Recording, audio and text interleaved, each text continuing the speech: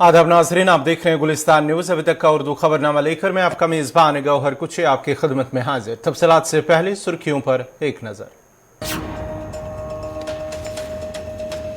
लगातार दूसरे माह दूध की कीमत में हुआ इजाफा, अब 2 रुपए फी लीटर मजीद महंगा मिलेगा मदर डेयरी का दूध।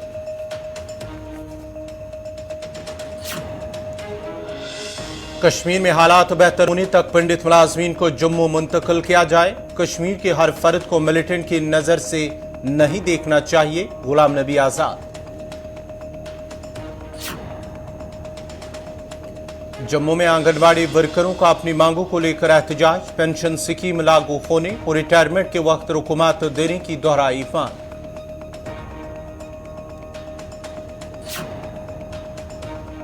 श्रीनगर जम्मू कौमी शाहरा पर 2 अलग अलग सड़क हादसे में 2 अफराद की मौत, 6 दीगर जख्मी। जख्मियों को डॉक्टर ने खतरे से बाहर दिया करार। और बडगाम और राजौरी में आग की होलनाक वारदात, एक रिहायशी मकान, 3 दुकान और गौखाना नजर आतश, कभी मवेशी भी खलाक, लाखों रुपए का हुआ नुकसान। और अब पेश है खबरों की तफसील। महंगाई किसी भी सूरत कम होती हुई दिखाई नहीं दे रही। आम लोग बेतहाशा महंगाई से परेशान हैं और इस दरमियान एक बार फिर दूध की कीमत में इजाफा कर दिया गया है। मदर डेयरी ने दूध की कीमत में ताज़ा इजाफा का ऐलान किया है। रिपोर्ट के मुताबिक मदर डेयरी का दूध कल से मजीद 2 रुपए फी लीटर महंगा मिलेगा। इस ताल्लुक से मदर डेयरी का कहना है कि गाय के दूध और टोकन वाले दूध की कीमतों में किसी भी तरह का इजाफा नहीं किया गया, यानी गाय और टोकन वाले दूध पहली वाली कीमत पर ही दस्तयाब होंगे। काबिल जिक्र बात यह है कि गुज़श्ता माह ही मदर डेयरी ने दूध की कीमत में इजाफा किया था और लगातार दूसरे माह कंपनी के जरिए दूध को महंगा करने का ऐलान किया गया है। नवंबर माह में मदर डेयरी के जरिए दिल्ली एनसीआर में फुल क्रीम दूध की कीमत में 1 रुपए फी लीटर और भैंस की दूध में 2 रुपए फी लीटर का इजाफा किया गया था। इस साल अब तक मदर डेयरी ने मजमूई तौर पर 5 मरतबा दूध की कीमतों में इजाफा किया है। लगातार दूध की कीमतों में हो रहे इजाफे से गरीब तबकात का बजट ही गड़बड़ा गया है। मदर डेयरी दिल्ली एनसीआर में 30 लाख लीटर रोजाना दूध की सप्लाई करती है।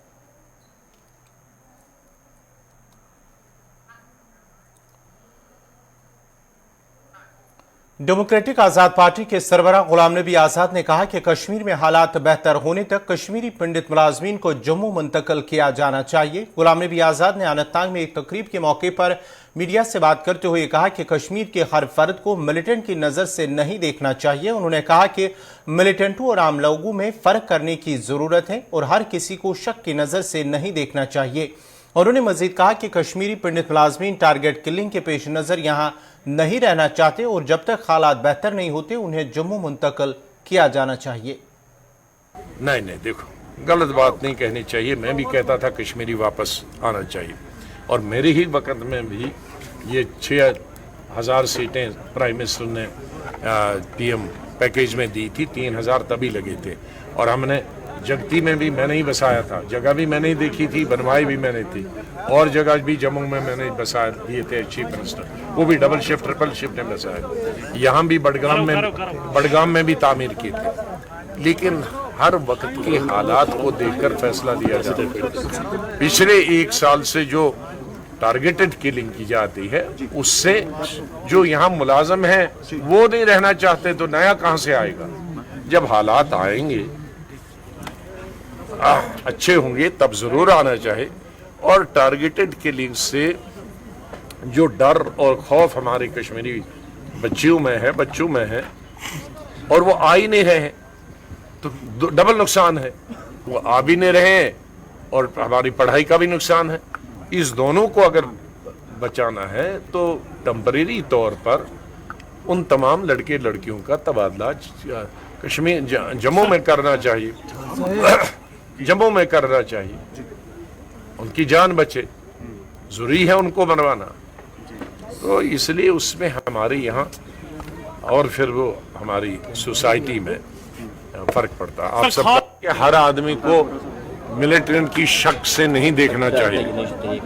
मिलिटेंट है, उसके बारे में रिपोर्ट है, वो ट्रेनिंग करके पाकिस्तान से जब आते हैं या यहाँ ट्रेनिंग कहीं करते हैं उनके लिए एक पॉलिसी होनी चाहिए। वो जनरल मैं इस गवर्नमेंट के लिए नहीं कहता हूं, मैं जनरल कहता हूं, चाहे इलेक्टेड हुई गवर्नमेंट हो या पुरानी गवर्नमेंट हो या किसी बीजेपी की गवर्नमेंट हो या नॉन बीजेपी गवर्नमेंट हो, तो उनके लिए सबके लिए एक पॉलिसी यही होनी चाहिए कि हम जम्मू कश्मीर में हर इंसान को शक की नजर से नहीं देखने चाहिए। मिलिटेंट एक अलग कैटेगरी है, उस मिलिटेंट से निपटने के लिए हर सरकार की पॉलिसी रहती है, चाहे वो किसी पार्टी का है। मैंने कभी ये नहीं कहा है कि उसको माफ करो, लेकिन आम लोगों का जिनका कोई मिलिटेंसी से वास्ता नहीं है, उनको पकड़ धकड़ नहीं करनी चाहिए, उनको मशकूक नहीं बना।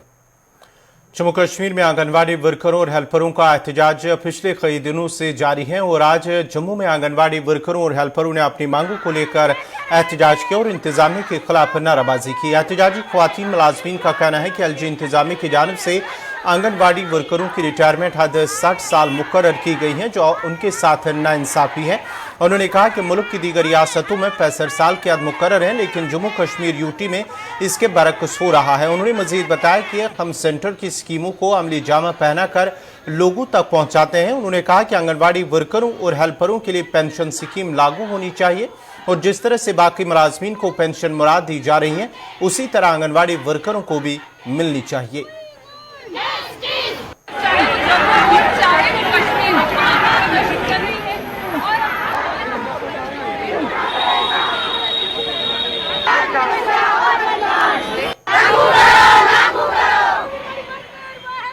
मैंने भी इसको 38 साल दे दिए हैं इस आंगनबाड़ी में काम करते हुए। हम बच्चों की सेवा करते हैं, बच्चों का जो भी पालन पोषण होता है, जब माँ बच्चा कंसीव करती है तब से हमारी ड्यूटी जो है वो शुरू हो जाती है। तो 44 साल काम करने के बाद बंद कमरे में एक पॉलिसी बनाई जाती है कि आंगनबाड़ी वर्कर बहनों को घर भेजा जाए।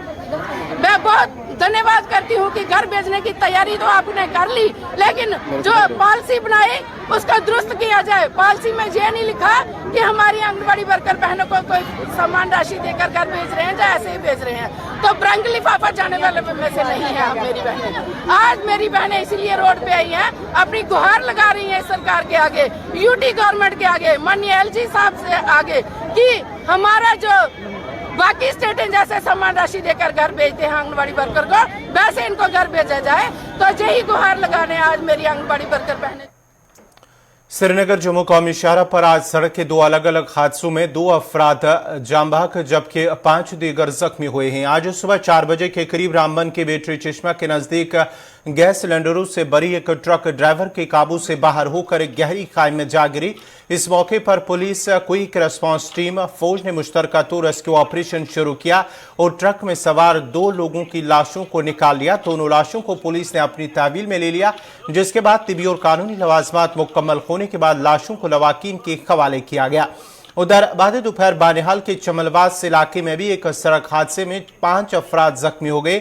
बानिहाल से जम्मू की तरफ जा रहे एक टेम्पो को हादसा पेश आया, जिसके नतीजे में 5 अफराद जख्मी हुए, जिसके बाद सभी जख्मियों को एचएच बानिहाल मुंतकिल किया गया है, जहां 2 में से जीएमसी अनंतनाग मुंतकिल किया गया है। जो ना लपेट देना किसी में, हाँ, इसको ब्लड वगैरह निकल रहा है बेचारे को, हाँ, ऊपर से वो। General manager Northern Railway Ashutosh Gangal ने आज कश्मीर का दौरा किया, जिस दौरान उनके हमरा जीआरएम और दीगर अफसरान भी मौजूद थे। इस मौके पर उन्होंने कहा कि श्रीनगर जम्मू रेल लाइन पर आखिरी मरहले का काम जारी है और उम्मीद है कि 2023 तक इसे मुकम्मल किया जाएगा। उन्होंने मजीद कहा कि सरमा के पेश नजर मुसाफिरों के लिए रेल हीटिंग की सहूलियात रखी गई हैं। आशुतोष गगल ने कहा है कि जिन लोगों की जमीन रेल लाइन के अंदर आई है और उन्हें नौकरी अभी तक मिली है, उनके मसाइल भी बहुत जल्द हल होंगे।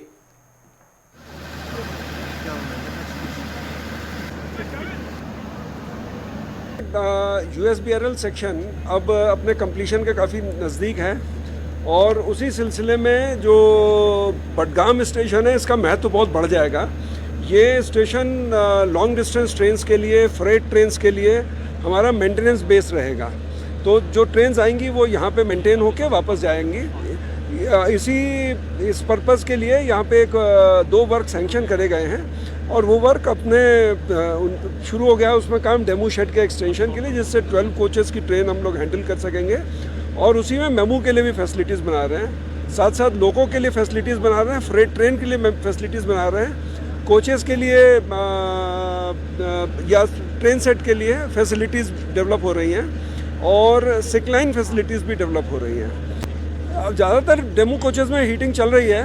इनफैक्ट मेमू हम लोगों ने ट्रायल के लिए भेजी थी, लेकिन उसे अभी इसलिए नहीं चलाया है सर्विस में क्योंकि उसमें हीटिंग की व्यवस्था नहीं है। जब ये सर्दी कम हो जाएगी तो हम लोग मेमू सर्विस भी इसमें शुरू कर देंगे और हीटिंग अगर किसी कोचेस में ख़राब है तो हम लोग जल्दी जल्दी उसे ठीक कराएंगे। देखिए, जो इंडिविजुअल केस बाय केस जो रिप्लाईज हैं वो लोगों को दिए जा चुके हैं और इसमें पॉलिसी जो है लैंड लूजर्स के बारे में बिल्कुल क्लियरली लेट डाउन है। उस पॉलिसी के हिसाब से हम लोगों ने केसेस डिसाइड करे हैं। उन लोगों ने अपने कुछ रिप्रेजेंटेशन दिए हैं, उस पर हम लोग डिसाइड कर चुके हैं, लेकिन कई बार रिप्रेजेंटेशन आता रहा है। हर बार आता है, हम लोग उसे एग्जामिन करके उसका रिप्लाई दे देते हैं। ठीक है, अडॉप्शन केस एक डीआरएम मैडम बता रही हैं एक है, वो केस हम लोगों ने रेलवे बोर्ड भेज दिया है अपने कमेंट्स के साथ, उसमें फाइनल डिसीजन रेलवे बोर्ड करेगा। बाकी केसेस में नॉर्दर्न रेलवे हेडक्वार्टर्स ऑलरेडी अपना बता चुका है डिसीजन, और उसमें जो रिप्रेजेंटेशन जो लैंड लूजर्स का है उस पर भी हम लोग डिसाइड कर रहे हैं। श्रीनगर जम्मू रेल लिंक में काम बहुत तेज़ी से आगे चल रहा है, उसमें सीओ साहब भी आए हुए हैं आज।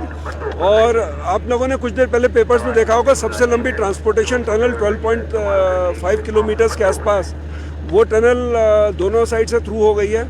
अभी कुछ टनल्स में काम चल रहा है जिनमें टेक्निकल चैलेंजेस हैं, जिसकी वजह से ये वर्क थोड़ा सा डिले हुआ है, लेकिन अभी सभी प्रोजेक्ट्स, सभी जो इंडिविजुअल सेक्शंस जहाँ काम चल रहा है सब कंट्रोल में है।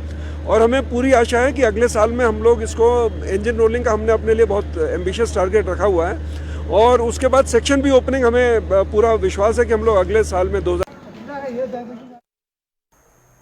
नाजरीन, खबरनामा जारी रहेगा। यहाँ पे छोटा सा तिजारती वक्फा।